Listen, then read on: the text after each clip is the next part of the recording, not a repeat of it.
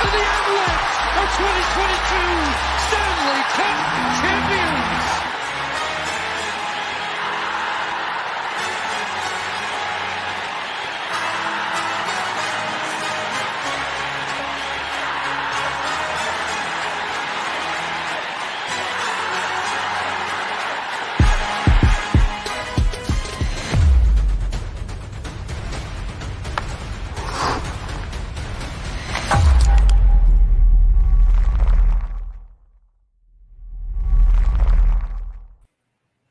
Welcome, everyone, to the Cluster Puck Podcast, part of the MHRT Network here at Center Ice. I'm Brit, and I've got Nick here beside me. Hope everyone has had a good week.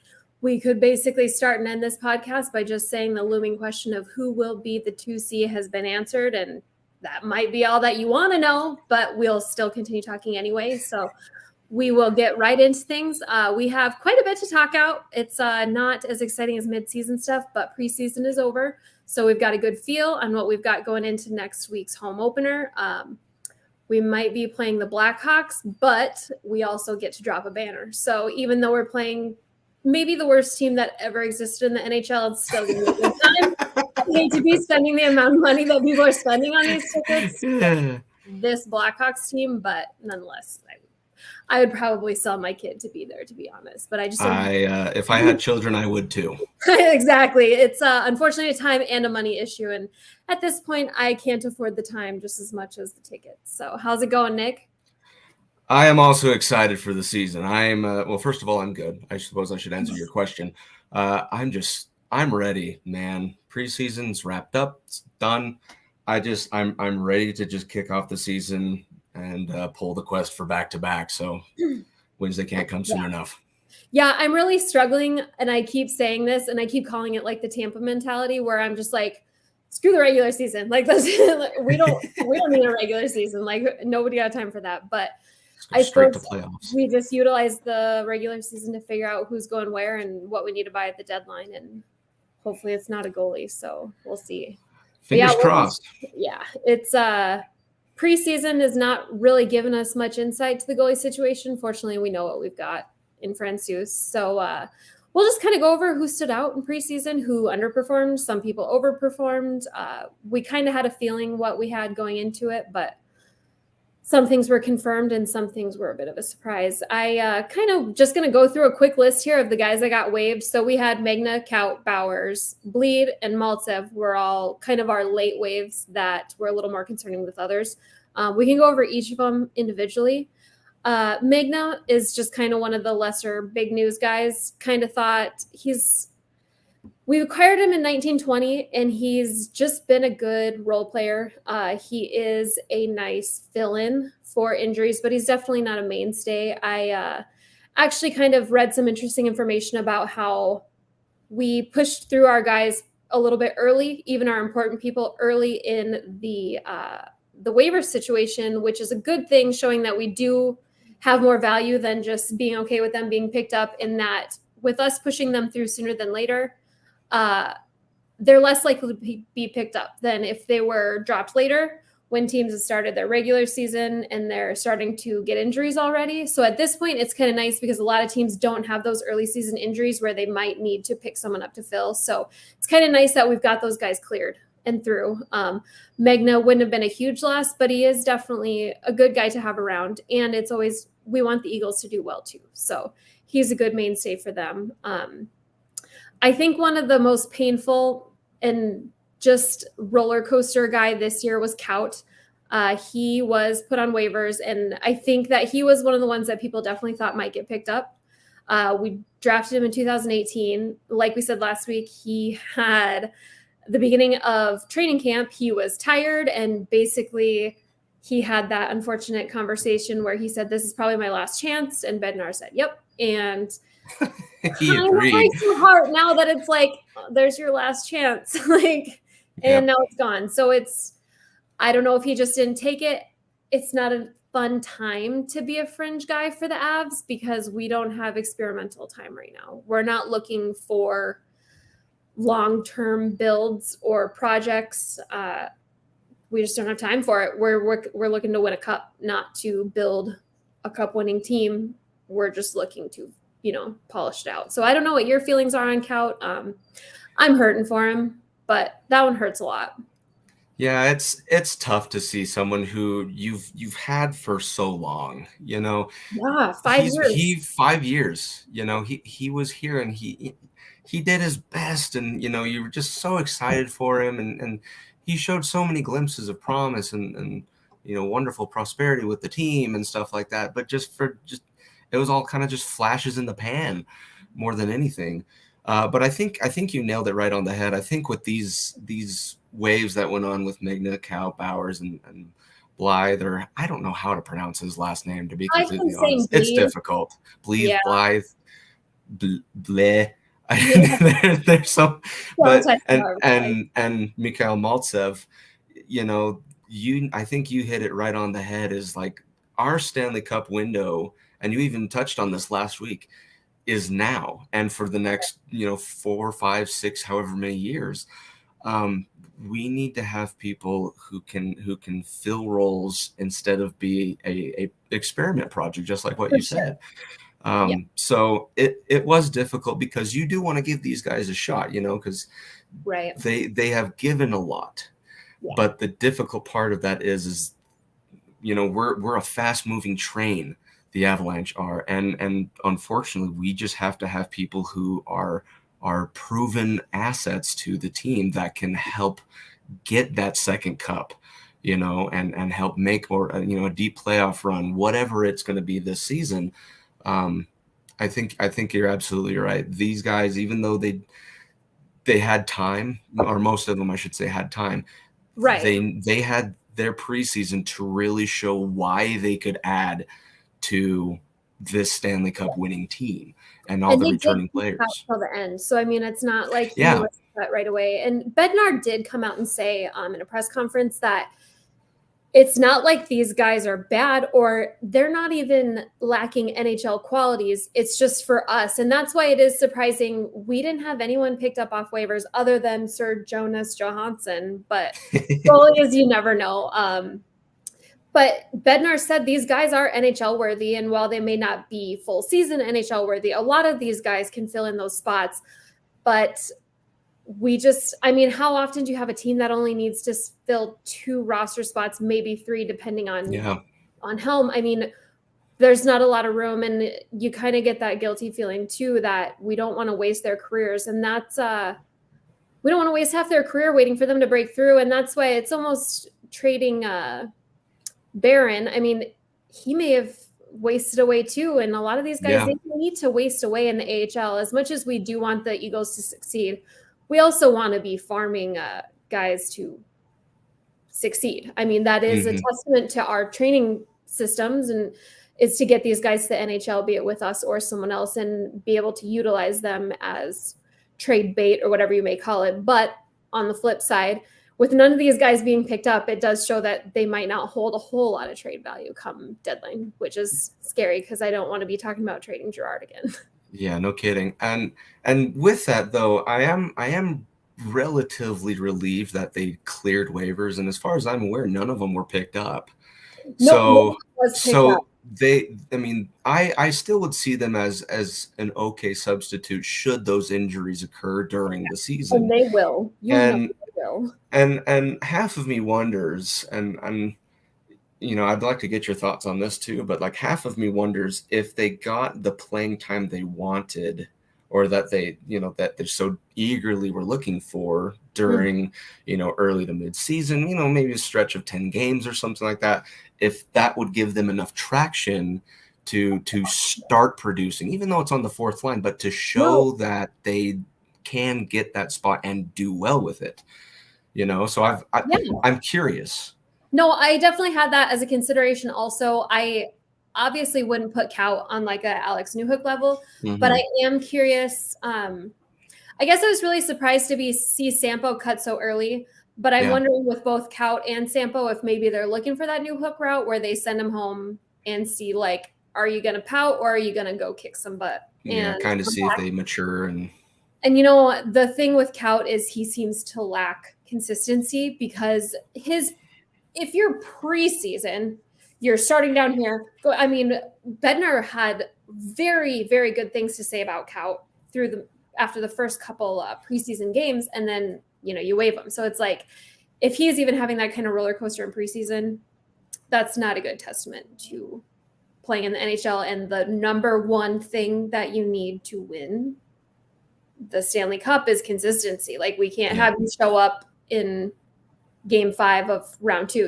We have to have that consistency. So I don't know. It hurts my feelings. That conversation with him made me really sad, but we'll see. And so I don't know. I think Kaut, I am, and I think that the team also, Bednar did specify that a lot of this was a cap move. We are on a cap. We're not in a brutal cap crunch. We're not, dying, but it was a cap move. So I think that they hoped that they would all make it through, especially because even though Kaut's lacked like success in making it to the NHL, he is someone that we know him. He knows us. He knows our system. I think one of the more important ones that didn't get picked up was Bowers. That was definitely one of the scarier ones. He is younger. Yeah. He was acquired in the Matt Duchene trade. He's still got a very good chance of seeing some real NHL time, be it with us or someone else. I definitely think that if it was 3 weeks fingers crossed. I know. I hope so. And I know a lot of people hope so. But he's probably got the most chance of anyone to see a real forward-moving NHL player. And I'm just glad that New Jersey or Coyotes or something didn't pick him up and ruin his poor life for all those guys. Because that's kind of how it I think was it Arizona, I suppose, picked up Johansson, wasn't it? I think it was them. Yeah, but they picked did. Another goalie today. They picked up Mr. Ingram. And Mr. Ingram. We should have taken him. He's an Avalanche. If anything, just so we don't have to see him in game 3 of round 1 and just about lose to him. I was throwing fits, man, because I was like, oh yeah, Ingram, no problem. Like, he's third string and whatnot. But the guy was just holding his own time in and time out for those 4 games. Like, they were not easy games.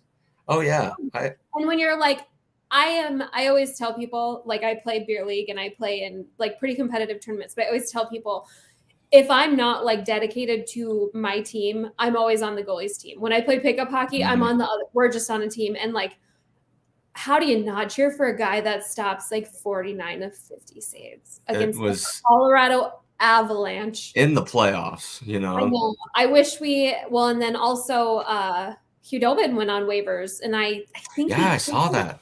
I didn't pay a lot of attention to him. Dallas is one of those teams that I checked out of them last year, and now this year it's kind of like, well, crap. But losing what's his face? I don't know. That might be their defenseman. What's his name? Oh, are we talking Klagenberg? The Avalanche killer. It's gonna be tough for him. But they could be one of those teams that if you told me they made it straight far into the playoffs, I'd believe you. If you told me that they missed the playoffs altogether, I'd also believe you. Yeah. Ottinger, if they can keep him healthy, but I was just really surprised to see them waive Hudobin. He was waived. I haven't seen if he's cleared. Which I think it was yesterday that he was waived. So I would imagine I always thought he was a starter. So I don't know. Maybe he just had that one run, and maybe I'm more into it because he killed us. I believe that, because I didn't really know much about him until he had the bubble playoff games where the man just played lights out. He's going to meme. I liked him. I totally, and the nickname Dobby. Oh, love it. Great. I think his little quote in the locker room after they advanced, they're like, or I think they stayed in, and he's like, "We're not going home," and then everyone's like, "Yeah." The only time a Russian was endearing ever. I know. No, him. I don't know what it is about those Russian goalies, man. They're fun people. I've still got hopes, and I don't want to get far ahead of myself as a doubter. But if Georgiev doesn't work out, we're bringing Varley home. Bringing him home, and he's gonna have his last dance. That's a hot take. I know. I have a dog named Varley, so if we can bring that back home, I would love nothing more. Sure. Obviously, I have a lot of faith in Georgiev, so we'll see. I'm excited. I really, really am excited to get that show on the road. Yeah. But so like some lesser important ones, Bleed went on waivers, which I thought was super bizarre considering we just signed him like 2 weeks ago. But I think they were probably just really confident that he would clear. We signed him as a free agent at the very end. So clearly he wasn't a hot commodity. And he did. So since he cleared, he's definitely going to be someone we'll see on the Avs roster. He'll be one of those coming back and forth guys. But Bednar had nothing but fantastic things to say about him, which is why I'm confident they knew he would clear. Bednar is, you know how he's so he's not huge on like wild compliments. He doesn't go overboard in his criticism of compliments. He described Bleed specifically as playing loud, which I thought was a very interesting adjective for sure. As a loud player, which to me, if Bednar sees you as loud, like that's probably a pretty big compliment. That's pretty big, yeah. Yeah, he doesn't get like worked up about much. I mean, I am a total Bednar fangirl above all other people in this world. I think Bednar is the most handsome, the smartest, the most collected. Like, I don't know if you saw, this is just a random tidbit. Did you see where they released like the attractiveness of the coaches and Bednar was like 15 or something? Oh, yes. I remember that now.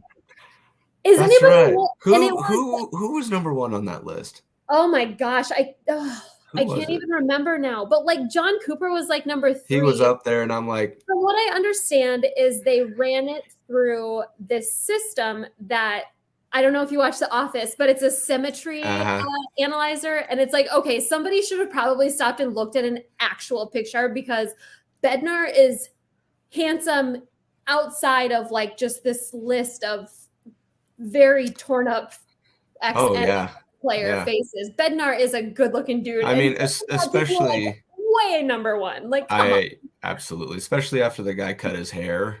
Oh, but that, I don't know, that salt and pepper flow. It's crazy how we age these guys because like Sakic, these coaches age, I swear it's like 5 years to every year that they're coaching. Hopefully he'll have some rejuvenated youth in his Stanley Cup win because his hair was brown when he started. But he's rocking that silver. Pretty good. Stress in that job for GM, and I can't even imagine. But I mean, he's also just there's something that he does. I mean, when you consider Nuke's progression from being a fringe NHL player to where he is, he's got something about him that he makes people feel good. And that limited compliment type personality is, that's one that'll do it. If you don't get compliments very often, when you do, you cling to it. And he's somebody that they want to perform for. You can definitely tell. And then the last one we had for notable waves was Maltsev, which it's hard to get a grasp on him because we were super stoked when we got him. And I mean, we lost Graves. We lost our little golden boy. And everybody loved Graves, even if he was just a disaster waiting to happen. He just made the worst decisions at the worst. He did.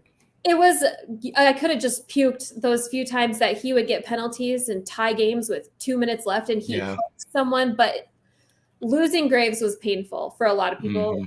And so Maltsev, I mean, from what I understand, I haven't watched a lot of his play. He's got a shot that's disgusting, but he's also not that old. So he's still not, I don't think that they're saying goodbye to him, but seems like he's kind of getting to where it's nice to have him on the Eagles versus anticipating a full-blown career with the Avs. Yeah, definitely.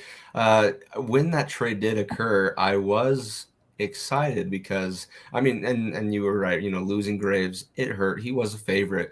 He was a big body on the defensive line. And so that was like my biggest concern was like, oh, great. We're trading it for exactly, you're trading that away for something that he was on the, Devils. You saw some highlights and again, flashes in the pan where you said, okay, this guy's got some promise.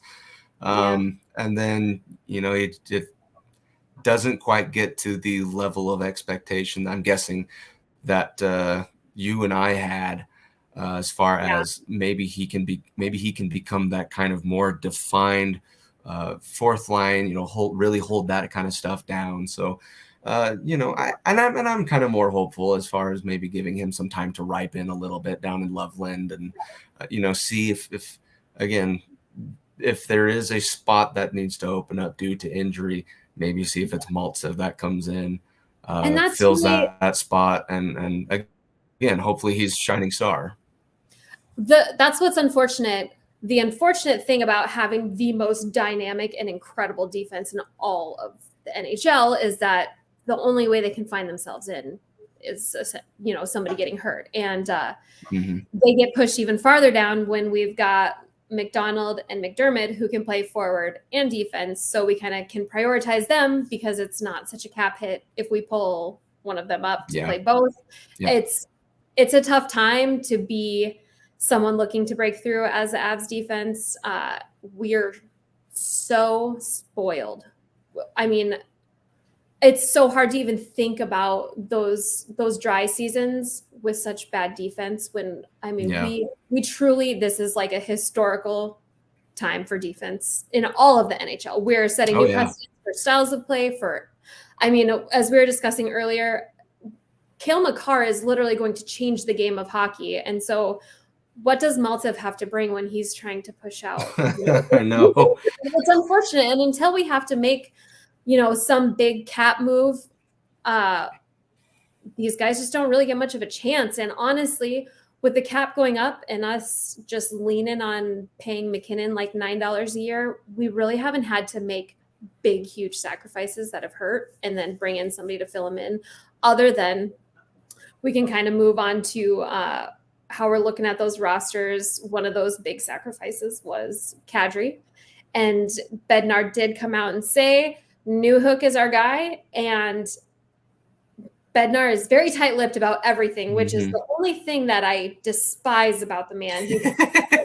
Gosh, I don't pay close attention to other coaches. My brain can only hold so much, and between the Avalanche and my USHL team, I just don't have time to pay attention to how coaches talk to their players and their fans. But Bednar is the most secretive guy, but he said Newhook is our guy. He's playing 2C, and he's got time. We're not giving him 5 games. We're not giving him 10 games.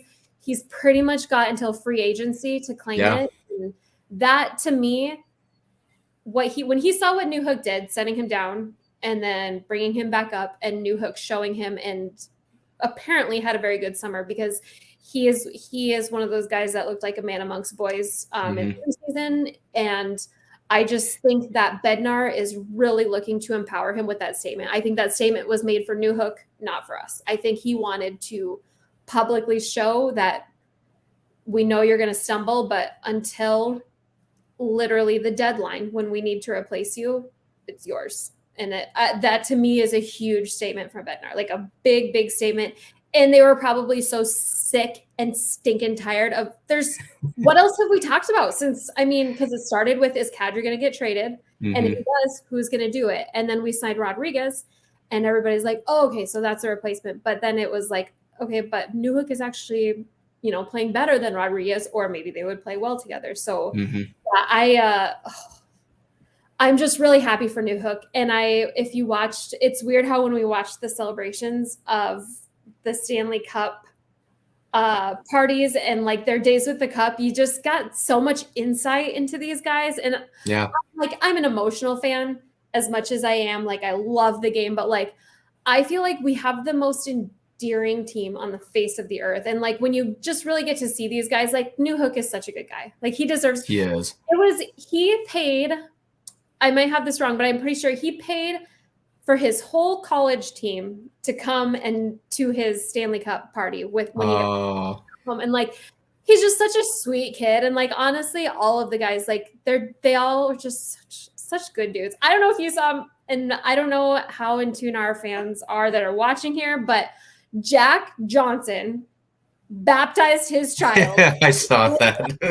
when we traded him, I was like, I realized that. I think we got one goal, one beautiful, wonderful opening goal from that big dork of a guy, but it hurts so bad to lose a PTO guy. And it's just like, I know that locker room is just so healthy that we make players like better people. Like I always think about who we could have brought on and think about their drama. My little brother was talking about the Avs should bring on Simmons and stuff. And it's like, I always feel like, okay, but I'm a locker room. I'm a locker room person. So I'm like, okay, how does that change the locker room? Like, I'm a no drama. Cause when, people were talking about Tony D'Angelo and I'm like, gross. Like, what would do that? But I just, that's a no from me, babe. And he's busted his butt all summer. The boy got thick over the summer. He looks like he hit whatever that like 20-year-old puberty is, but I think he's ready. And I really think that with the right mentoring, considering last year, he's going to propel to stardom. And I think Bednar is doing just that. I just really have a lot of faith in him. I absolutely agree. And I wonder if if Bednar did that on purpose. Because, just like what you said, when Rodriguez signed on, everyone was expecting Newhook to just drop to third C. He could kind of captain that line more or less. Yeah. But no, he takes a spotlight, shines it right onto the kid to not only kind of give him, I don't want to say praise, but just say, hey, the focus is now on him. Yeah. As far as that 2C. And so my guess is he did that for a couple of reasons. The first being, get rid of all the confusion that you think is out there. Stop guessing. This is who we're going to run with. This is going to be our identity on the second line, and deservedly so. Kind of like what you said. He's proven that he can at least achieve that mantle of this 2C. The second reason I think is so that Newhook can be made aware that everyone, and I mean everyone, is going to be watching him perform on that second line. And so that is the task for him now, is everyone can see me on the second line center being, trying to be that new production force, filling in, so to speak, the shoes of Nazem Kadri. Yeah. And he in his mind, he's got to be thinking, I have to step into that spotlight and perform. Just like a performer, a singer on stage. Once that light shines right on you, you got to give it your best. Otherwise, you're going to start getting tomatoes thrown at you. So I think he'll dig that spot. Oh yeah. I think he'll absolutely take hold of that spotlight and say, it's diva time. I'm going to sing my heart out until my lungs collapse. And I hope he does. I hope that guy produces just massive amounts of numbers, puts up great goals, great assists, and basically shows that he got to where he is because of the hard work, because of the dedication, and because Bednar decided to publicly announce right here, that's our 2C. Yeah. Yep, for sure. And it's interesting too, because it was kind of discussed that Bednar didn't really put a lot of spotlight on the guys that we waived, and almost he doesn't ever talk poorly of players. He talks with constructive criticism of their play and effort. And a point that kind of crossed my mind was that there also might be a little more to his lack of recognition for like Kaut and Bleed, so that people don't pick him up off waivers. He's not going to say we're waiving him even though we love him, because then people don't have as much faith. I think it's Bowers and Kaut are the only two from their draft class. Yes, first round draft picks of 2017 that haven't seen a single NHL game. So them not being picked up, usually even if people have had terrible like prospect time, if they were a first round pick, they'll get picked up just for throw it at a wall and see if it sticks.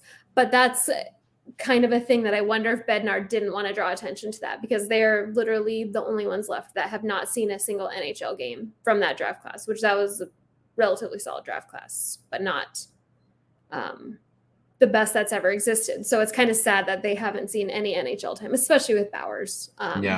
He had very high hopes, but yeah. So I'm curious to see if they will possibly make an appearance again, especially if McKinnon has only gotten whacked in the face and the hand, and the world is apparently out for Mac this year. We might see him taking more maintenance time. We might see a lot of our guys taking more maintenance time. Yeah, that's a really good point, Allie. So Rodriguez played 2C last year when Malkin was out, and something that I can't remember if you and I talked about it in private, Nick, or if that was something we talked about.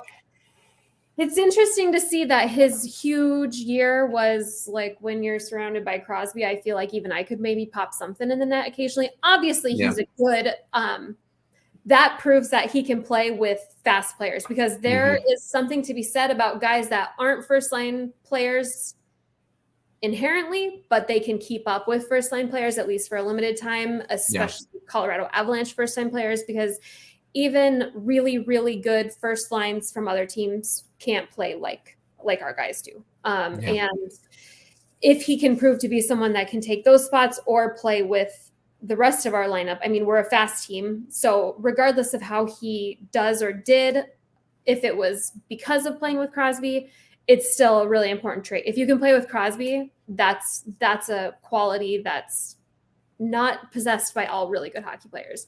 But I think part of the thing with Newhook taking that center position, that's a little reassuring, is that Newhook has not been playing with superstars and still found a way to get better. Does that make sense? He's really had to push and grind and play a pretty, obviously successful. He got to win a Stanley Cup, but he's really been put through the Bednar blender as far as positions go.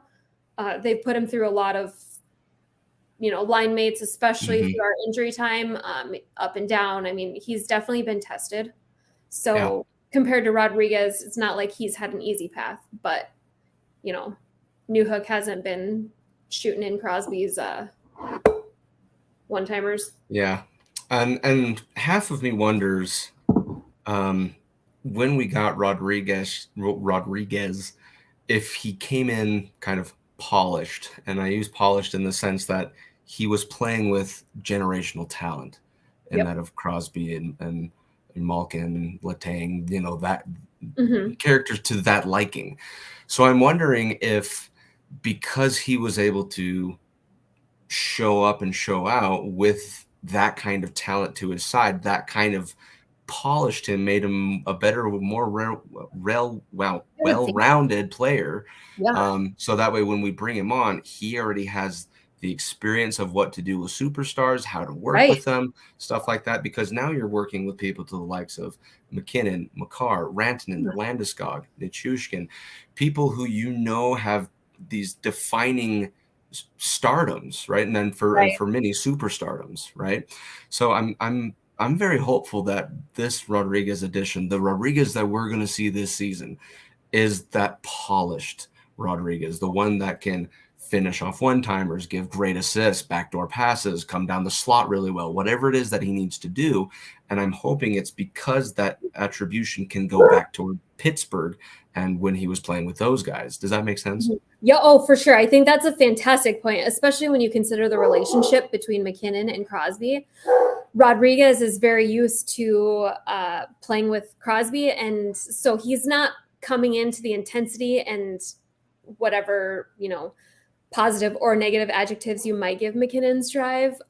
He's already used to that. And honestly, it's only better for him because he's coming into essentially the same mentality and near the same talent, but faster and his age and hungrier. We're so hungry. And the Penguins, I just can't count them out until basically like Crosby's in the grave. I mean, till he retires, and so does Letang, and so does Malkin. I know, and that's what I wouldn't even count him out this year. What they were playing Deming. If they had goalie success last year, it's kind of scary to think about what they could have done. But I think he did come to us, and we're very fortunate that he came from a very veteran, mature locker room. Similar to ours that you would anticipate it'll hopefully be in, 10 years. He's used to those intense. If you've ever listened or read, I read a book on Crosby, like as a 16-year-old going at 4 a.m. to skate by yourself, like what kind of sick psychopath. to get me out of bed for anything short of like a fire when I was 16 by myself, like without my mom or something important. Ugh, that's incredible. That's a different kind of person, and that's why he's a Stanley Cup champion. And dedication, and that's the exact reward that you get for that type of dedication. And that's exactly what Mac has molded himself from. That's Yep, the man eats chickpeas for breakfast, lunch, and dinner. Real quick, I do want to interject. I saw this graphic from the NHL video game for NHL 23, and they had Pittsburgh. I'll just ask you this question real fast, and then we'll move on to the other segment. But it had Pittsburgh going all the way to the Stanley Cup final against Colorado and winning it in 7. Idiots. I just like I said, their big 3 are great, right? We just made a point of saying so, but I don't think they have the same gusto that they had last season. I just can't. Wouldn't have gotten hurt last year. Yeah, I don't know. I just can't bring myself to believe that they have the capability. I just feel like their goaltenders, they're good. They're just not great. The rest of the team. I love Mason Jari. Oh, don't get me wrong. I do too. Man's awesome. But it's also not just getting through the first round or the second round. When you're that old, I memean, when you've got youngest. It can shatter brittle bones. Yes. For sure. It's a lot. And old people, like that, they're the type of people that they start to grunt when they get off the sofa. Like they're old. Yeah, and it definitely, I mean, wear them down by the end of every round would just be a lot of wear. Yep. And yes, losing Gino that's big. I mean, that's a big locker room. It's a big locker room effect for him too, beyond just the on ice stuff, but. I don't know. Case by case sports show. I just think that Jerry is, I don't know.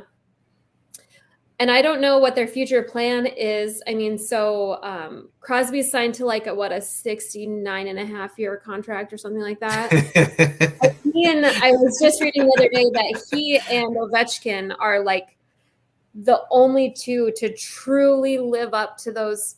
Was it 14 years? Oh, geez. I might be way off here, but they're the only ones. Long. It was really long. But he's going to see that out, man. They got their 14 years worth of dollars. Oh, absolutely. And and maybe it's just because no one wants to talk about it, but like, what do the Pittsburgh Penguins look like when Crosby and Malkin are gone? Like, literally, what even are they? They are Penguins. Yeah, I just Penguins. They can just go down as still having had the best first Winter Classic jersey. That's Crosby and Winter Classic. It was nice. I give it a chef smooch. I know. It's honestly, and it's nice that the Avs, this is just kind of a tangent, but it's so nice that the Avs are getting good because I feel like somebody mocked me last week for saying that the Caps were my number 2. But like when you consider what we've gone through the last few years, when you're out, not even making the playoffs, winning like as few games as we did, if you wanted to stay in hockey, you always just had to pick a team. And that's someone. Yep. When I was younger, it was like I was playing juniors and it was like you picked Ovechkin or you picked Crosby and then you freaking hated the other one. That's exactly right. Crosby, I used to despise him when I played at Shattuck. They had this like wall it was like a shrine to him. And this was when he first broke out and they just had this shrine, he went there and played there. And I just remember it repulsed me so much because I picked Ovechkin and I named my dog Ovi and everything about Crosby, just hated him. And he was a butthole in his early years. And he's come out and said that he regrets the whining and he recognized it. He really was. If you go back and watch, he was tormented physically his first several years because he was too fast and too smart. And so what do you do? You hook him. But yep. So I picked Ovechkin and now I'm older and wiser, and I've been playing hockey, and I had a kid. I've been playing hockey for so long that I have a different pity for him, that it breaks my heart to see this end of this era with Crosby and Ovechkin and Malkin, and even like TJ Oshie is hurt again. And the thought of TJ Oshie is just like, if TJ Oshie is old, then first of all, I'm old, but just like this era, it's so sad to see it coming to an end. So I'm really thankful that I feel like between Mac and Makar, and even Landeskog, like he's a little bit older, but then you've got like Zegras and you've got Seider. I mean, we're establishing this new era, but new generation. Yep. It hurts to see the boy is getting old. And that's what I was kind of reading up on some stuff today. And they said that basically with Ovechkin, if the Gretzky record slips away, then he'll probably just call it good and retire. If it becomes unattainable, he's probably just going to retire.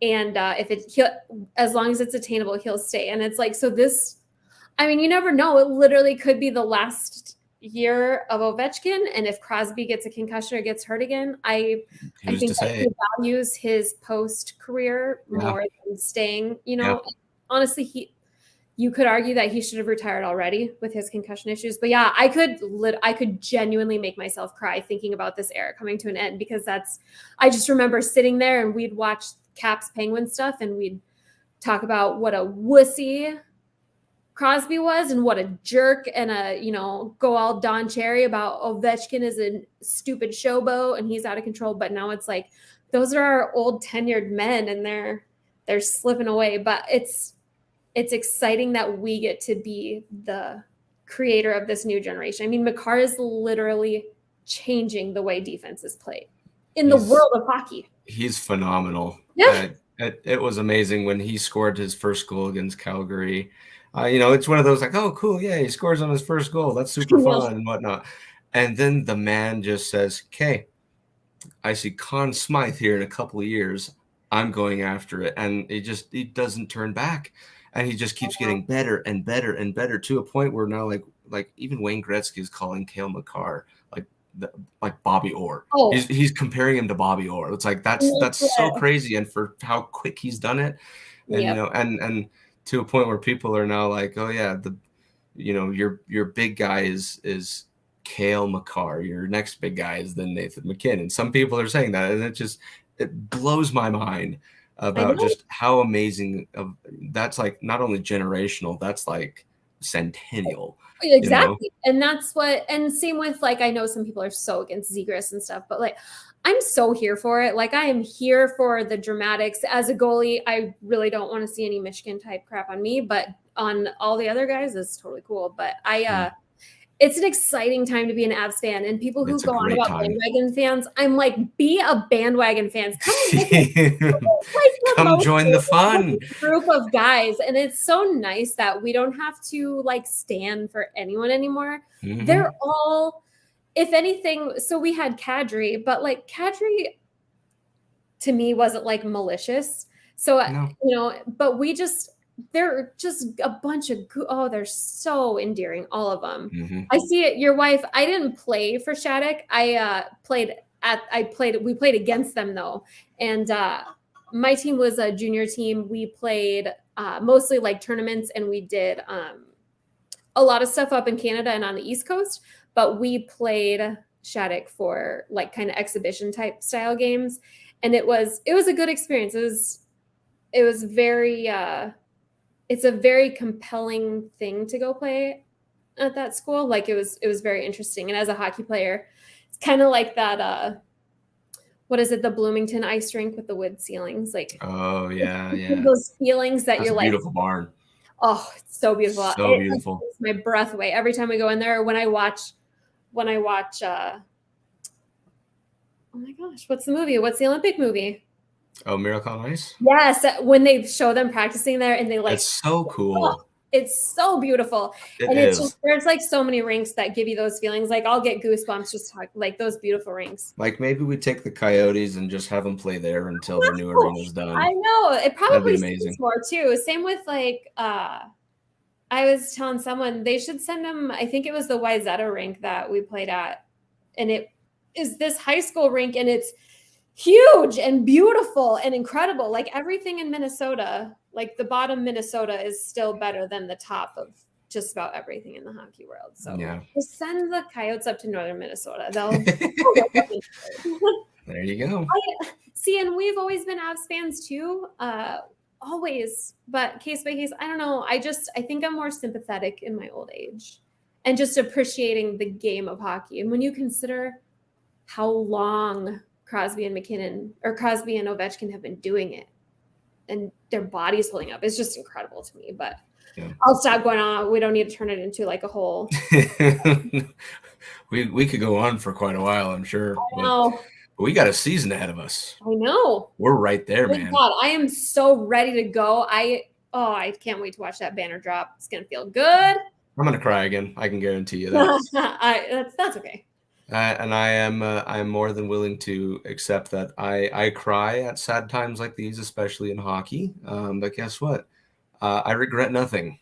And just watching it go up, watching them cry, tears will fill my eyes. It's going to be a wonderful time. I'm going to buy pizza, like you name it. I'm going to make an occasion out of it, man. Yep. Great stuff. Yeah. So moving on, I mean, we can just go right into that with the opening game. It's going to be against Chicago. So I don't know, if the hockey is really worth even. But those are the games that usually we end up losing. For some reason, Coyotes have had us in a chokehold for the last 3 years. So we might lose. I mean, it's not ever off the table, but fortunately we'll have that energy that I think will really keep them going. I absolutely believe that. Going into this week's look ahead. So we have 2 games. First one you said against Chicago, the next one against Calgary. I have a few bullet points, basically three kind of things that for me would spell victory in all of them. So first one, we'll go ahead and look at Chicago. This game happens Wednesday. It's our opening night. I'm like I said, I'm just beyond excited for this season to start. You can't even imagine how I'm shaking. I'm just antsy. Want to see the banner raised, but more importantly, I want these regular season games to be in because they matter for something. Then you get to see everyone. It's not just all this preseason stuff. So with Chicago, they're a team that is they tanked, getting rid of all these good players such as DeBrincat and whatnot. So my first bullet point with this is it's opening night, show up and show out. This is the game where everyone's going to be eyes peeled on you. They're going to watch the banner be raised. They're going to say, okay, how good of a team was this? They need to have just kind of the start they had last season where they punched him in the mouth. They punched him in the mouth again and again and again, and to a point where Chicago could not get up from that. So that is my first bullet point is you have to make an occasion out of this. You have to show that you can take that cup. You've celebrated, you got drunk, you got all this stuff, but you're right back down to it and you're back to winning games in a dominant fashion because that is what we saw a lot last year was that dominant fashion win. Second bullet point for me, calibration for the new guys. I'm talking about just for the skaters individually, right? So I'm talking about Rodriguez. I'm talking about those who are called up. And work they came in from the late last season. So like I said, Rodriguez for the offseason acquisitions, but this is now your first full year with the Avalanche talking about oh my gosh, Josh Manson, defenseman, talking about Arturi Lehkonen, right? Those types of additions where they are now part of the team from the beginning. Yeah. Right. And I have no doubt in my mind that they'll just take off right from where they were. Right. I think they'll just start right back in. Not competing for the cup. Exactly. Right there. Right. It's totally different because now when you start the season, and I don't know if maybe that's a different feeling for when you're acquired in the midseason trade. But from day one all the way through, it's got to feel a little different. So for them to come in and say, okay, I am here day one, have all the way through the season, get good calibration from that those few guys that came in mid-season last year, I think they'll be just fine. But that's my second point, is make sure you are calibrated. Number 3, assuming Georgiev is the goalie, and we're going to talk about quick lineups here after this, but assuming Georgiev is your goalie, time to bring confidence. Obviously being on a new team is one thing, but not having a starting role to being thrown into a starting role on a Stanley Cup winning team, nonetheless, definitely is probably a little nerve-wracking. But he's got to show his confidence. He's got to show that the Avs believe in me. I believe in myself. And obviously you saw glimpses of him. His last preseason game, he did really good. So I think as long as he keeps that type of confidence flowing, I think in our goalie position, we should be just fine. Yeah. So did you want me to move on to Calgary, or did you want to give your bullet points for Chicago? Yeah, I mean, I don't have too much. It's I like I say, I'm kind of a sympathetic person, and usually I don't think that like in every instance you need to go out and just beat the crap out of somebody. But I think that first game after the Stanley Cup, it's always like go out and show that we're still hungry as ever. Another thing is I'm happy that even though it's not with us, it is endearing to me that Johnson will be there for the cup hanging banner, even if it's on the wrong side. It will be nice. Yeah. Definitely. Yeah.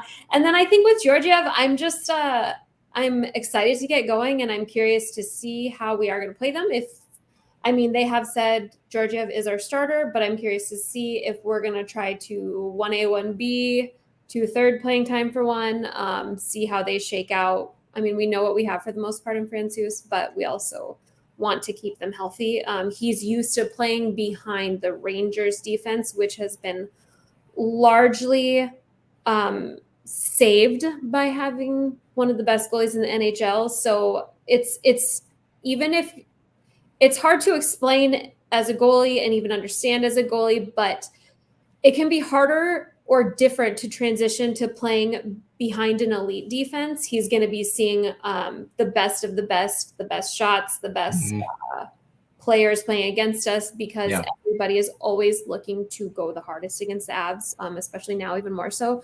So I'm curious to see how he transitions to that, because there's times I tell people it's not always easier when you play with a better team until you learn. I mean, he's just going to have to learn, and that's every goalie. Kemper was terrible. Last year after playing fantastic against us. So every goalie's got their transitions, and Kemper's one of those guys that excels when he is getting the crap kicked out of him, pounded by shots. He excels, but we'll see how Georgiev does with that. I think there will be a transition time, but obviously he's got time. So yeah, definitely. Second game, very next day, Thursday, you go to Calgary. You go into the Lions' den, essentially, or the deteriorating one, whatever you want to call it. Either way, it is still the Lions' den, because that place is a riot, man. Yeah. So the 3 points I have for this game, that for me spell victory. Number 1, do not let Nazem Kadri feel, quote unquote, at home. No.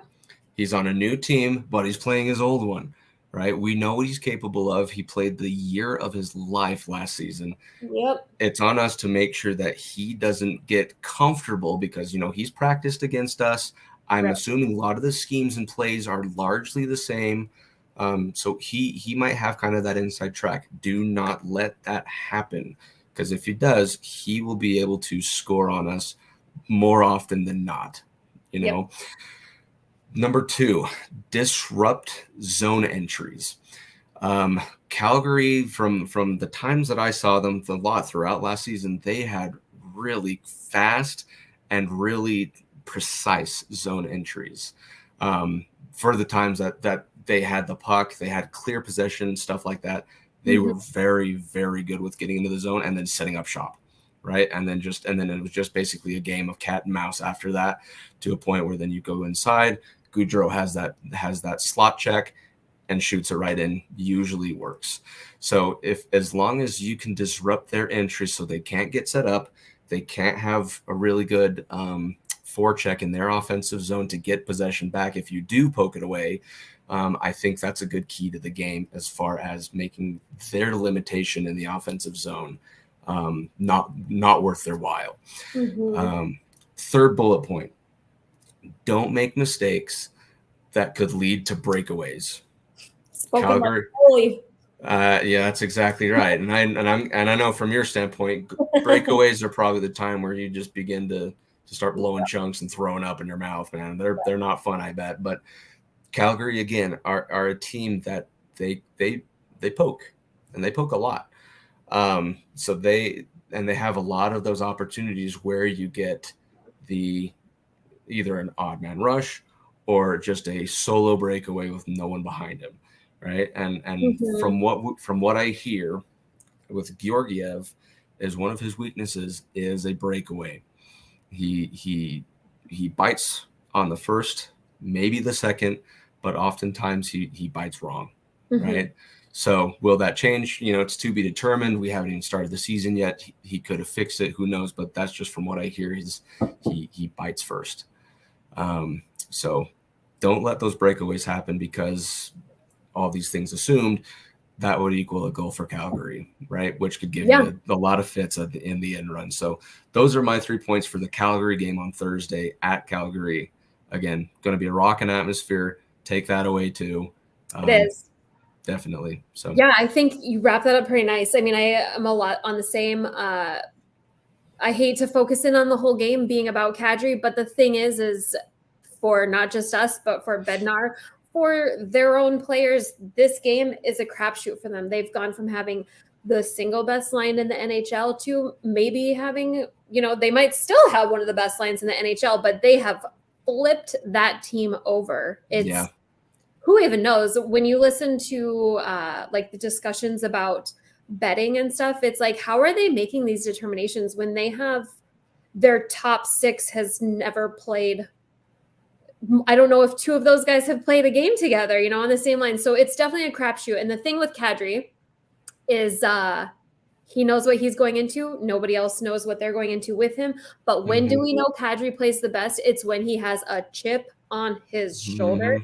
And he doesn't hate us, but he's going to take this as a chip. And that's when he thrives. And it kind of makes me wonder is when he settles down and things chill out, I'm curious how he's going to play without a chip on his shoulder, without somebody telling him he can't, when he is the golden boy and he's not fighting a suspension or Binnington throwing water bottles at him. I'm curious to see what he uses to fuel himself, because he'll use this to fuel himself against the Avs, but I don't know what he's got. It's that chip on his shoulder is his driving force. That is, and that's so. I'm not so worried about Chicago, but I think the other priority needs to be protecting Georgiev and giving him the opportunity to come out confident.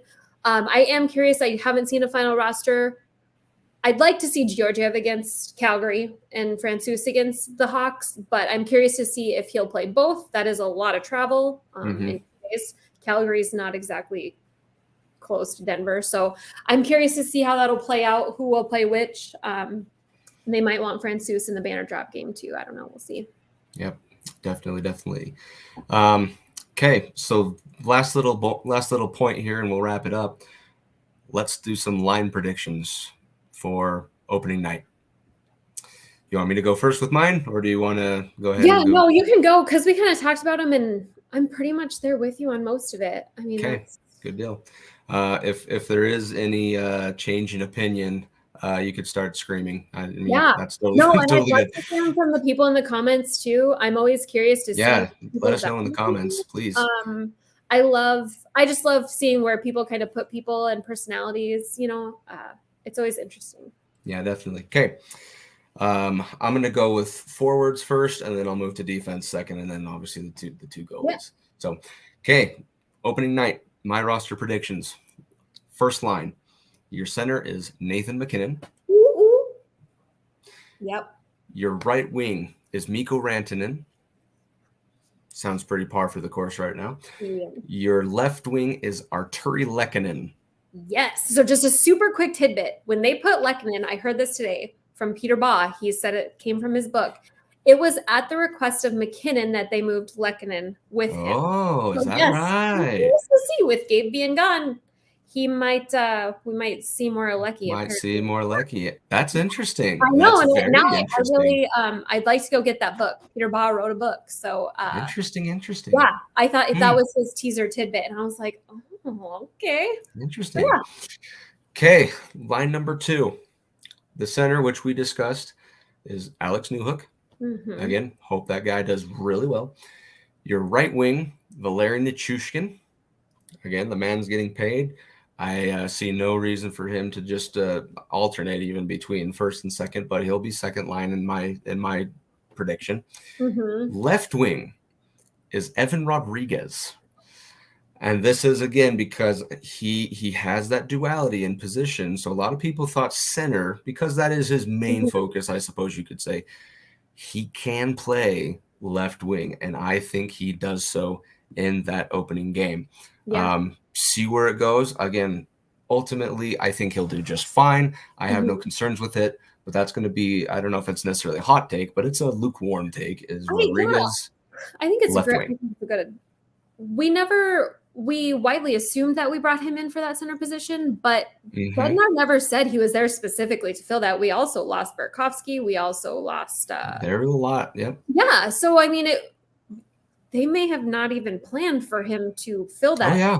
They might have known it was Newhook since day one and needed someone to replace Burakovsky. You know, we just don't know. Yep. But either way, Rodriguez. I don't think it's that hot. It's a warmish. Lukewarm. Yeah. Yep, definitely lukewarm. Yeah. Okay, line number 3. Your center, JT Comper. There's an injury bug that he's kind of dealing with. I don't know how severe, but I'm just going to play it as though he's going to be fine. Just because I don't want to think about who's going to be filling spots. He JT Comper. Contact today, so he was what? He was out on the ice today, so no contact. Okay. Okay, good deal. So he might have a couple days to kind of turn that around, because I know Nichushkin did relatively fast. He played quite a bit of preseason too, so he might have been just rest or yeah, definitely. Right wing, Logan O'Connor, my boy. Again, this man is just a speed demon. Sometimes you think he's wearing number 29, even though he's not. That's exact. Oh my gosh, it's so crazy because he almost looks like him too. It blows my mind. That's how you tell apart. Logan O'Connor, left wing on the third line, I have Andrew Cogliano. And again, a lot of these, there are those injuries that are kind of ticking-tacking at the bottom, and then obviously with Landeskog, but he for me takes that left wing third line position. Fourth line, for your center, I have Darren Helm. And again, I'm not entirely sure what exact position he does have. However, and I know he's dealing with an injury. However, I feel like he'll be back just fine, centering that fourth line because he has the veteran experience. He has the presence there, and the other two, who I'm going to name, could use that. So that being said, right wing for your fourth line, I have the man, the myth, the legend, the goon, Curtis McDermott. Hot. That's the hot take.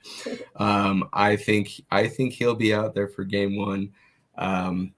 I don't know too much of who else to put there, just because it doesn't quite seem to fit. Plus, I think Curtis McDermott, when I said show up, show out in my points to win the game, part of showing out is getting in some fights, roughing up some people, right? So I think if you put Curtis McDermott out there, it'll be a spectacle, man. It'll be just an amazing view just for people to get behind and start getting their blood pumping. Being on the ice is a statement in its own. Yeah, definitely. And did we sign him for 2 years, or was it 1? 2. It was 2 years. Yeah, if I'm not mistaken. That's saying something. I mean, they value him more than I think Twitter yellers value him. I know. Well, and because the problem with him was, he was slow, mishandled the puck a lot, but he got better through the season. But boy, sure. howdy did that man fight. So that's who I have. Fourth line on the right wing. Fourth line, left wing. I have the kid, Ben Myers. Yeah. That man, like I said, he shows talent beyond anything right now on that squad, especially for the recent waivers or the call downs. He's got a lot of promise as well. He's kind of got that Alex Newhook kind of feel. I hope that man's career takes off. He stays with the Avalanche forever. Right. He shows a lot of promise for me. So those are my forward lines. And then your average rookie. Exactly. Yep. That boy better win the Calder Trophy or I'm going to be severely disappointed. Okay, moving on to defense real quick here. First two lines should be obvious. The 1-2 punch of Cale Makar and Devon Taves. You can't get a better defensive pairing than that in the NHL. It's not even fair. It's not even fair. I think those two, again, Taves, once his deal's done, I have all, confidence he signs a new one. I think he's just that good. And Cale Makar, we can't sing enough praises about the man. I mean, it's just ridiculously amazing how talented he is. Okay, line number 2, Bowen Byram and Josh Manson. The acquisition. Manning. Yep. I think, again, those two work really well together. Though I would see maybe throughout the season having just seeing Cale Makar work a little bit with Bowen Byram. I know they might do that on maybe some penalty or some power play, and stuff like that. But maybe in the regular play on 5-on-5, they might see a little bit of a shift. But for right now, I think your best bet for sure is to have Josh Manson and Bowen Byram. Last line, third line for defense, I have Sammy G, Mr. Samuel Girard, and Eric Johnson, the Condor himself. He's, going into the last year of his deal. Yeah. I think he tries to go out with a bang, and obviously you have Girard, who just he can skate just with this beautiful finesse, and he does these little turnaround tricks that are very, very tight and very very misfortunate for the other teams to try to defend that. So he's very unassuming when he pulls out those. He is. Lastly, the goalies. I would believe that Georgiev is going to be your starting goalie.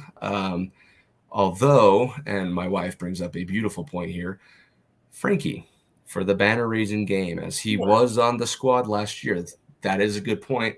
That being said, though, I think right now they would probably look to get those training wheels, so to speak, from Georgiev off and out of the way first, and then have Francouz maybe do the second part in Calgary. That would be my guess.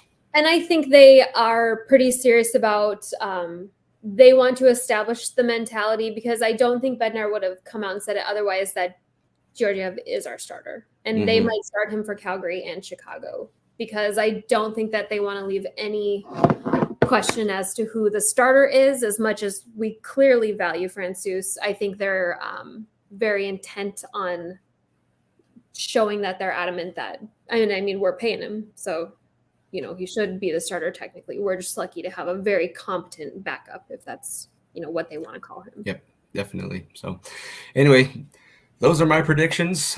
Brittany, sounds like you largely agree. Yeah, I mean, we're pretty much in agreement. I, especially for the first 2 games, I really want to see Sampo get in that lineup really, really, really bad. Fingers crossed that he becomes one of those guys called up. But if there are any other injuries, like I said, with Comfer, Helm, those guys, still, I'm not entirely sure where they'd sit. So it'll definitely be a treat for sure to see who ends up filling that third and fourth line. Yep. So. Well, yeah, I think that covered about everything there. Yeah. All right. Well, I hope everyone enjoyed this week's episode. I know that's a lot of player talk, but that's kind of what the season is right now. But we will see you next week, hopefully. If you enjoyed it, stick around. We'll be here all year. Well, have a good week. See ya.